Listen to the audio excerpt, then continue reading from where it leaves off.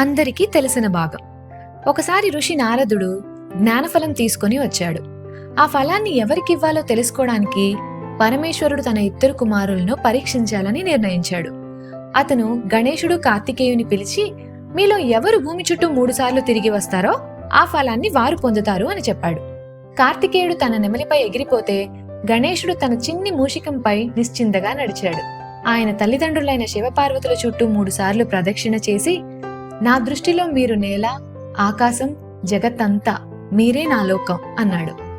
అంతే, గణేశుడు విజయం సాధించాడు. ఈ భాగం అందరికీ తెలిసిందే.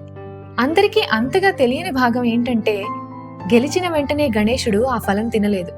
ముందుగా తన తల్లిదండ్రుల వద్దకు వెళ్లి, జ్ఞానం ఒక్కరికి మాత్రమే ఉంటే అది అసంపూర్ణం. జ్ఞానం యొక్క నిజమైన అర్థం అది ఇతరులను కూడా లేపినప్పుడు మాత్రమే అని అన్నాడు. శివుడు సంతోషంగా చిరునవ్వు చిందించి ఆశీర్వదిస్తూ చెప్పాడు, అందుకే ప్రజలు ఏ పనినైనా మొదలు పెట్టే ముందు నిన్ను పిలుస్తారు. ఎందుకంటే నువ్వు విజయాన్ని నీకోసం మాత్రమే కాకుండా ఇతరులకు సృష్టిస్తావు. ఒకప్పుడు వేదవ్యాసుడు మహాభారతాన్ని చెప్పాలని నిర్ణయించాడు. ఆయన గణేశుని దగ్గరకు వెళ్లి, ఈ మహాకావ్యం నువ్వు రాయాలి అని కోరాడు. గణేశుడు అంగీకరించాడు. కానీ ఒక షరతు పెట్టాడు, మీరు ఆగకుండా చెప్పాలి, నేను ఆగకుండా రాయాలి అని. వ్యాసుడు చిరునవ్వు చిందించి ఇలా అన్నాడు, సరే, కానీ ఒక షరతు నాది, ప్రతి శ్లోకాన్ని అర్థం చేసుకున్నాకే రాయాలి. ఇలా మహాభారతం ప్రారంభమైంది. గణేశుడు వేగంగా రాస్తూ పోయాడు.